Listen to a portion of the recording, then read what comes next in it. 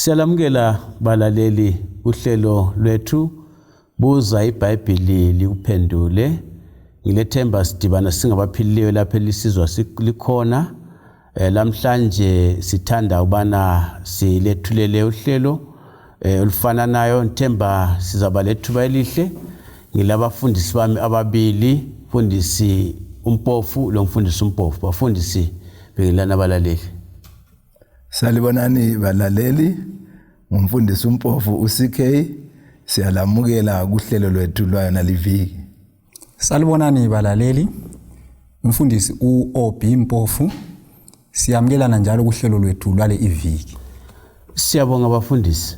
Singakangeni kusifundo salamhlanje kulombuzo obuzwe ngomunye umlaleli lapha obuza ukuthi kuvike pheliyo sikhulume sathi thina uSawuli kazange abone lutho laphana endabeni kaSawuli loSamuel lesangoma. Ngicela ke sithi ngamafitshane singakaqoqi ngokwalamhlanje. Siyabonga mfundisi, sizayifunda njalo leyo vesi bese sixoxa ngayo. uSamuel wakuqala ngo28 ivesi ngelika 13 lo 14 ithi yona ke uSawuli wathi kuye, ungesabi. Ubonani? Owesifazana wathi kuSawuli, ngibona uNkulunkulu ephuma phansi. uSawuli wathi kuye, unjani? Isangoma saphendula sathi, kuphuma ixegu elembethe ingubo. uSawuli wasebona ukuthi nguSamuel, wathi mbongo ubuso bakhe phansi wakhuleka. Sithini ke lapho ke? Siyabonga. Owakuqala esifithi sikunanzelele lapha ukuthi uSawuli wabuza isangoma ukuthi ubonani. So uSawuli nguyobuzayo kunjalo ukuthi ubonani. Isangoma sesiphendula ukuthi ngibona indoda eliqhegu. Then iBhayibheli ibisithi yona uSamuel wazi ukuthi uSawuli wazi ukuthi nguSamuel. Ungakukhangela ngolimi lweBhayibheli akuthi ukuthi uSawuli wabona, ukuthi uSawuli wazi. Kufana lokuthi umuntu nxa edinga inkomo, sithi umuntu odinga inkomo angahamba engcenye ezihlahleni lapho kuminyene khona kulento engathi yadla, uhlacaba ngokuthi izinkomo zakhe engakaboni. So uhlupho lukaSawuli ukuthi uSawuli wayevele ufuna ukubona uSamuel nesefile kunjalo. So lo isangoma esesithi yena ngibona ixhegu, uSawuli wahle wacabangela ukuthi nguSamuel ngoba engqondweni yakhe kwakulobani, kwakuloSamuel, kodwa wayengaso Samuel kunjalo. Ngoba ngabali iBhayibheli ku2 Corinthians chapter 11 ivesi ngu13 usiya ku15 iyasitshela ukuthi uSathane uqobo lwakhe uyenelisa ukuziguqula abe ingilosi yokukhanya. So uSathane lengilosi zakhe balamandla okuzenza abantu abafileyo, ikakhulu nxa bebona ukuthi thina siyakholwa ukuthi abantu abafileyo kabafififi. So lapha yingilosi kaSathane yazibonakalisa njengoSamuel ngoba uSamuel wayesefile njalo uSawuli wayengakatshengiswe lutho uNkulunkulu ngoba vele wayeselahliwe. So uNkulunkulu vele kakho empikitsheni la. Ukwengezelela khona lapho mfundisi. Ongananzelela uSawuli uyathi ukuthi uNkulunkulu kasangiphenduli ngamaphupho la ngembono. Kusitsho ukuthi kungakafiki lesi sigaba babe vele bekhulumisana bephendulana ngendlela zikaNkulunkulu. Ngenxa yokungalaleli uNkulunkulu wasekhetha ukungamphenduli. Le indlela esithola esekuyo kadesi ivele kasikhangelelanga ukuthi kube nguNkulunkulu osaphendula. Ixhegu leli kaSamuel lisho njalo kunjalo ba. Hayi ngiyathemba balaleli ukuthi indaba lesike sakuthinta ukuthi kuyamele siyilandele bafundisi. Sibuyelele indaba yemimoya, indaba yezipoko, indaba yezinto ezinjalo amathonga sizayiphinda. Ake sibambeni indaba yosuku lamhlanje. Sacina sikhuluma ngendaba yokuthi umuntu nxa esefile esesengcwabeni akulanto angayenza, angeke abone abantu bakhe baphumelela, kuphetha ngani? Sufile semfile, kuyini okuza kwenzakala? Siyabonga. So iBhayibheli ile ndaba enhle kakhulu esifithi sikhulume ngayo namhlanje, indaba yethemba. Ungafunda uSambulo ngu1 ivesi ngu7. iBhayibheli ithi yona bheka uyeza ngamafu, amehlo wonke aza kumbona. So isehlakalo esikhulu kulazo zonke embalini yomhlaba isehlakalo sokuza kaJesu kwesibili. yiso isehlakalo esilithemba eledlula amathemba wonke. Kuza kwenzakalani ke njengoba sikhuluma ngabafileyo lapho? 1 Thessalonians chapter 4 iverse 16 ithi yona ngoba inkosi uqobo lwayo iza kuyehla ivela ezulwini ngokumemeza kwengilosi enkulu lecilongo likaNkulunkulu. Abafele kuKristu baza kuvuka kuqala. So uJesu yeza uzawubonwa ngabantu bonke. Kasoza buye etholotsho angabuyi kwenye indawo. Njalo uJesu nxa esiza uyabe ezoqeda imbali yomhlaba. Umhlaba uzadilika, akula muntu ozasala esemhlabeni uJesu esebuyile. Njalo nxa esiza lapho iBhayibheli lithi yona abafele kuKristu baza kuvuka kuqala. Kathesi akula muntu osevukile mfundisi. Hatshi. Akusamuntu khathesi bonke abantu balinde besemathuneni, loba abalungile loba abalunganga balinde emathuneni. So kuvuka esikhuluma ngakho lokho kuxhumene lokuza kukaJesu kunjalo. uJesu nxa esiza kwakuthinta umfundisi lapha uza njani? Abanye bathi uJesu uza ngokufa kwakho nxa usufile uJesu sebuyile. Uza njani khona? Abanye bathi uJesu kwesikhathi uyabonakala ukuthi ubonakala eHarare, ubonakala ngaphi? Ake likuchasise bafundisi. Kunjalo abantu bakhuluma ngaleyo ndlela kodwa iBhayibheli liyasicasisela. Ngifuna ukuyekelela kuleli themba lokuza kukaJesu kwesibili. Ukuthi yena uJesu akuthembisileyo yiko kuza kwenzakala. Eduduza abafundi bakhe ingilosi laphana nxa wayesenyukela ezulwini kumsebenzi ngo1 verse 10 ngelika 11. Ithi yona ke bathi besajolozele ezulwini esenyuka amadoda amabili emalabo embethe ingubo ezimhlophe athi madoda aseGalili limeleni lijolozele ezulwini. uJesu lo osuswe kini wenyuselwa ezulwini uza kubuya njengalokho limbone esiya ezulwini. So uJesu nxa esesiza ubuya ngendlela efananayo la ngendlela ahamba ngayo, sizambona ngamehlo ethu. Athi ukuthi abonakale le kwabanye engabonakali. Kulabanye abathi kule secret rapture ngesikhiwa ukuthi abantu bazathathwa ngamunye ubone kungasekho, ubone umpofu engasekho sehambile. Kungenana ngabula lokho esikhuluma ngakho lokho. Yikho khona ukhiyana ukuke kwathintwa ukuthi uSathane usichaya ingilosi yokukhanya.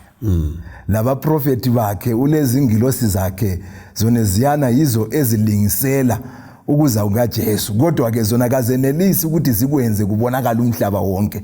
Zingabonakala endaweni ethile, zingabonakala kwenye indawo bese kusivezela ukuthi uyabe ngasiyo uJesu uqobo lwakhe. Khonapho umfundisi abantu kule verse abangayizwisisiyo ethi ababili bazathi besensimini, omunye athathwe omunye asale. Ababili bathi bephezulu kophahla omunye athathwe omunye asale. Babe sebesithi ukuthi uJesu uzabuya ngendlela efihlekileyo. Kumbe uJesu uzathatha abantu ngendlela efihlekileyo ukuthi abatshontshe sibone umuntu kasekho seyezulwini. But asomfundiso yeBhayibheli. uJesu lapha ayekuchasisa ukuthi akuthi ukuthi nxa sihlala sonke siyahamba sonke ezulwini. Kungenza ukuthi sihlala sonke singabangani, omunye asindiswe omunye anganjani angasindiswa. Kodwa iBhayibheli ke iyasivezela ukuthi uJesu nxa esiza unika wonke umuntu umvuzo, uSambulo 22 verse 12. Njalo uJesu nxa esiza kuSambulo 6 verse 12 sisiya ku17, iBhayibheli iveza ukuthi umhlaba uzadilika.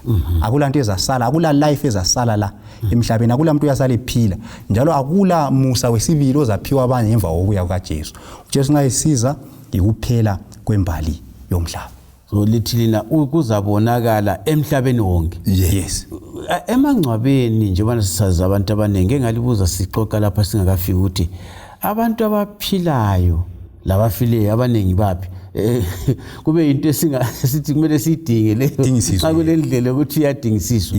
Kodwa sikhuluma ngokuthi khona lithi lina abantu nxa uJesu esiza abalungileyo bazavuka. Ngizwe kuhle kunjalo. Kuyini okwenzakalayo khona lapho? Siyabonga. Lapho sibona ukuthi uJesu nxa esiza ngamafitshane kuzabe kulamaqembu esingathi thina mane emhlabeni. Iqembu lakuqala ngelabalungileyo abafileyo. Elesibili ngelababi abafileyo. Elesithathu ngelabaphilayo abalungileyo. Elesine ngelababi abaphilayo. Amaqembu amane lawo.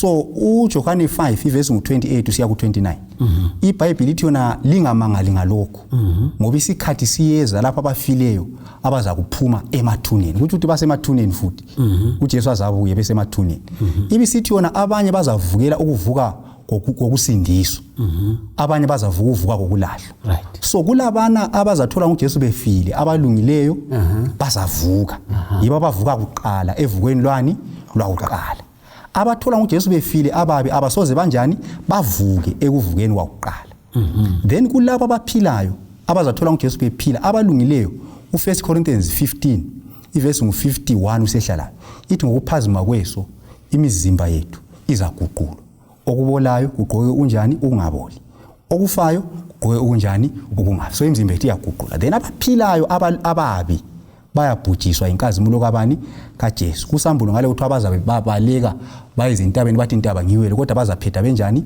befile mfundisi abanye abantu bafa bakwatshiswa umlotha wayalahlelwa le kumbe nxa ufele khatshana khona ukubona ukuthi akubuye umlotha wodwa kuzahamba njani khonapho le indaba ingikhumbuza omunye undoda okuthiwa nguJonas embalini nje kuthiwa uJonas bemchisela ivangeli kuthiwa watsha waze waba umlotha baphosela umlotha wakhe ku Rhine River wageleza lamanzi abanye kuthiwa badliwa izilwane zabajwamjwamlelana ngensuku zikaNero kodwa bona laba banjalo mhla uJesu esiza sikhumbula ukuthi uNkulunkulu esikhuluma ngaye uyenelisa ukwenza okungekho kube khona wadala okungekho kwaba khona futhi nguye wadala umuntu ngomfanekiso wakhe njalo umprofeti uEzekiel uthi yena kuthiwa amathambo ahlangana so sibona ukuthi uNkulunkulu yena lona wadala umuntu wenza okungekho kwaba khona uzavusa bona labo even sebengumlotha even izilwane zabajwamjamlelana amathambo azakuhlangana baphile ezilonge zibefele kubani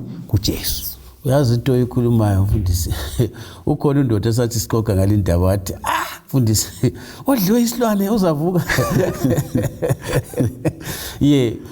uNkulunkulu lamandla okubuyisela impilo kunjalo so ke nxa sebevukile lapha kulokufa okuthiwa ikufa kwesibili angithi labana abazavuka abalungileyo lithi labalungileyo abazabe bephila baza kuyakwenzakalani kibo right statina labana abalungileyo bangavuswa labana bangaguqulwa imizimba yabo bazahlwithwa ndawonye bayezulwini iBhayibheli yasivezela ke ukuthi bazahamba ezulwini kweminyaka eyinkulungwane kusambulo 20 bayiphila lobani lo Jesu khona ngale okweminyaka emingaki eyinkulungwane bephila ezulwini ngale then engcenye enye indaba esingayithinta futhi ekusambulo 19 verse 21 labana abantu abazathola uJesu bephila ababi bazabhujiswa inkazimulo kaNkulunkulu bese kuletha inyoni ezizakudla izidumbu zabo bani zabo labana abantu so kuthi ukuthi abalungileyo basezulwini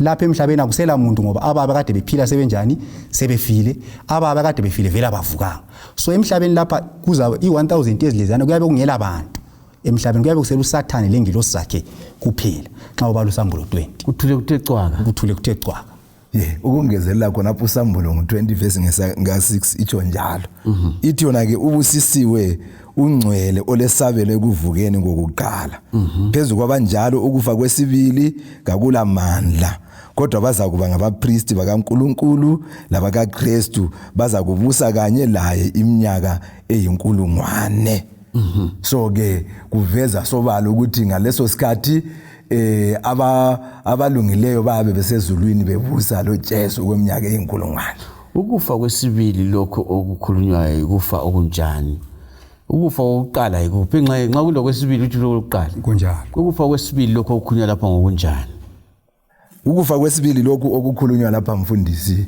yilokho ngizafunda futhi njalo eBhayibhelini kusambulo ngo20 kodwa kade simfuna ukufunda evesini lingelika 14 ngisukela kwelika 6 lona lana esike salibala bese ngiseyekelela ngisiya phezulu lithi yona iBhayibheli lapha kwathi ukufa le ndawo yabafileyo kwaphoselwa ecibini lomlilo leli cibi liyikufa kwesibili ngamanye amazwi nxa iminyaka eyinkulungwane isiphelile labana abalungile kade besezulwini bazabuya leJerusalema lehle futhi libuye lapha emhlabeni. Nxa selehlile ke leza lapha emhlabeni ke labana ke ababi baza ngikona bevuswa ke evukweni lwesibili. Nxa bevuswa ke uSathane uyabe sezuzile umsebenzi phakathi kwabo. Abesesithi nansi yana indawo yethu ledorobho lethu asambeni siye kulithatha. Nxa bethi bayazingelezela idorobho iJerusalema elitsha kuza kuvela umlilo ozavela ezulwini ubaqothule bonke kube yikuphela kwabo. Lokho kusokuyikufa kwesibili khona lokho. Yikho kufa kwesibili kuthi kulokufa kokuqala. Ukufa kokuqala yilokhu esikufa khathesi. Lokhu kuyafiwa ngabalo Jesu labangela Jesu. Akukhethi. Kodwa ukufa kokuqala kulovuko. Ubambe kwaphi indaba. Ukufa kokuqala kulovuko. Kodwa ukufa kwesibili akulavuko. Yikufa fi ukuthi abasuze baphinde babe khona babe sebebhujiswa lapho echibini lomlilo akulavuko ngemva kwalokho. Kanje sithe sithola ngaphi indaba naleli khuluma ngayo bafundisiwe ukuthi baza kufa baphele umlilo lesikhuluma ngawo kuSambulo 20 verse 14. Ungayibala nje khona phana usehla vele kuSambulo 20. Ngezothi abalaleli inqabe ukuthi bayidinge bakwazi bayithola ngaphi. Bese kusenzakalani kuphelela ngaphi? Nxa ususuka khona phana sesiya kuSambulo ngo21. Lapho okulethemba lethu sonke nguvesi ngo1 kusiya kwelika 4. Ngisafunda njalo iBhayibheli lizikhulumele. Lithi yona ke ngase ngibona izulu elitsha lomhlaba omutsha. Ngoba izulu lokuqala lomhlaba wokuqala kwase kudlulile. Lolwandle lungasekho. Ngabona umuzi ongcwele iJerusalema elitsha usehla uvele ezulwini kuNkulunkulu ulungiswe njengomlobokazi ocecele umkakhe. Ngezwa ilizwi elikhulu livele esihlalweni sobukhosi lisithi, bheka indawo yokuhlala uNkulunkulu isebantwini uza kuhlala labo. Baza kuba ngabantu bakhe uNkulunkulu uqobo uza kuba labo. Verse 4. Azesule izinyembezi zonke emehlweni abo. Ukufa kakusayi kuba khona lokulila lokukhala lobuhlungu ngoba izinto zakuqala sezedlulile. Amen. Ngiyabonga mfundisi. So kusitsho ukuthi nxa sokusiza iJerusalema elitsha yikho lapho okulethemba lethu sonke khona kumele silungise ukuthi sibe khona kulumuzi ngoba icibilelana lokufa labe seliqedile ukufa laqeda zonke inhlupho loSathane kwaphelela khona lapho sesiyangena emzini omutsha. Liyazi bafundisi emhlabeni lapha kule ndawo ezakhiweyo. Zakhiwa esibili okuzwayo ukuthi lanxa ukhangele la uyabona ukuthi lapha kwakhiwe lapha licho ukuthi lezo zindawo zizachitheka zingabi khona bakhona phela abathi bona hayi akusuze dilize uNkulunkulu izindlu ezinhle lezi ezakhiwe ezinhle ziya kumele azithiye abantu bahlale khona. So kodwa iBhayibheli khonapho iyachasisa. Ahamba kuSambulo 6 uhambela kuSambulo 16 ube suhamba la kuJeremiah 4. uJeremiah 4 ngiyamthanda uthi ngakhangela ngaleso sikhathi ngabona umhlaba ungela simo njalo ungela lutho.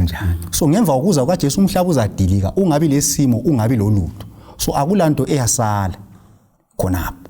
So indaba khonapho enye eqhathikileyo ukuthi umuntu angagxili ezintweni lezi ezizadilika. Ngoba ungagxila ukuzadilika kuyadilika. La usudilika usalungela lutho. Bafundisi abantu izihlobo zethu ziyafa nsuku zonke. Akula muntu ongakazafelwe. Angikholwa ukuthi khona umuntu ophila emhlabeni ongathi mina ngazemfelwe. Sonke lapha sesike sachiwa ngabathandekayo bethu. Kuyini esingakuchiyela abalaleli? Liphi ithemba esingalichiyela abalaleli? Umuntu osekhangela ingcwaba, abanye bakhangela ingcwaba bazigiqe phansi, akhala zazigiqe phansi apho sazibulala. Liphi ithemba esingalinika umuntu olaleleyo khathesi ukuthi hayi ingazubona ingcwaba kukhona okuza kwenzakala? Siyabonga mfundisi. iBhayibheli likubeka ucace ukuthi olendodana ulokuphila okungapheliyo.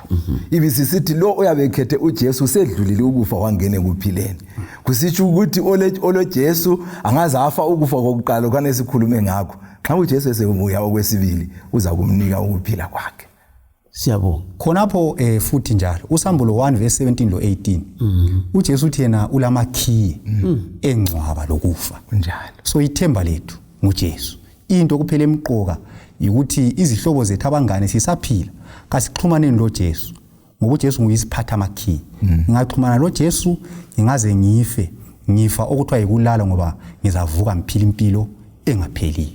Lithina akuseba khona izinyembezi laphana ufunde khona mfundisi akusela izinyembezi akusela ukukhala akusela kudabuka ngilethemba lokuthi kubalaleli into enhle kakhulu ukucabanga ukuthi kwelinye ilanga kunjalo ukufa kuzangcwatshwa. Yes. Kwelinye ilanga amangcwaba asozaphinda abe khona. Kona ingoma esasihle ukuthi akula mangcwaba ekhali kaBaba. Yes. Akula zinyembezi ekhali kaBaba. Yes. Balaleli ngithanda ukuthi ngithemba liphathisekile ngendaba esikhulume ngayo namhlanje ukuthi kulelanga uNkulunkulu azaqeda khona ukufa kungaphindi kube khona nxa usaphila lungiselela ukuthi ube yingxenye yokuvuka kokuqala. Nxa ufisa ukuthi uthole izifundo ezidlula lokho ufuna ukuzokunengi thumela umbiko wakho kunombolo u0718 04 196 iWhatsApp yona leyo 0718 444 196. Nxa ufuna ukuchaya ucingo chayela ucingo ku0786204000 0 ngiphinde njalo 0786204000. Ungathola iBhayibheli lakho ngokuzwa izifundo ezedlula zona lezi thumela umbiko wakho kunombolo eziphiweyo. Inkosi elomusa ilibusise, inkosi elothando iligcine. Siyabonga kakhulu. Siyabonga abafundisi. Siyabonga. Inkosi ibusise.